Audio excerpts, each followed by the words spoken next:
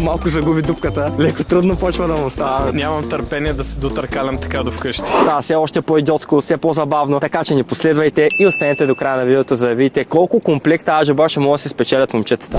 Братле, чакай сега, като чуеш карма, за какво се сещаш? Какво се направиш, ще се връщи? Ти вярваш ли в кармата? Да. В добрата, нали? Във всяква. Карма е бранд за дрехи и днес имаме следното предизвикателство към теб. Колкото комплекта на карма облечеш, толкова се остава за теб. Едва ме нави. Идвай с мен. Почваме от ляво надясно, като условието е да облечеш както и горно, така и долно. Действаме първи комплект. Любимия цвят. Облякохме се по потник, така че работата става сериозна. Искам да видя активност, движение, действие. Пръстците тук почват да пречат. Трудно. Още първия комплект му се овидя. Ще успеем ли да продължим към втория вариант? Как му успях? А кой размер си по принцип? Не зависи, взимам си всичко от тези до 2 хикса. В момента имаме горнична на черно и един цял комплект на карма. Отидете в сайта да пазарувате веднага. Между другото имаме и женски комплекти, не само мъжки. Следващия път, ако с матката си, тя може да спечели нещо. И вече спира да ми е толкова проблем, че залязва слънцето, честно да ти кажа. Това много ми хареса колко са мекички отвътре, много готино. Човека вече е лаш, аз имам чувство, че облече всичките ни комплекти. Ти осъзнаеш, че вече си с 3 комплекта отгоре. Малко загуби дупката, леко трудно почва да му става жарката. Мисля, че има шанс това да е последното. Не искам да се отказваш. Работата върви към край и към 4 комплекта на карма. Нямам търпение да се дотъркалям така до вкъщи. Ако си достатъчно готин, братле, те предизвиквам да се прибереш така към вкъщи. Съгласен ли си? Перфектно, да. Аз не мога да се сгъна да си обувам. Иначе бос. По-добре да ти е прекалено топло, колкото прекалено студено. Чао, братле.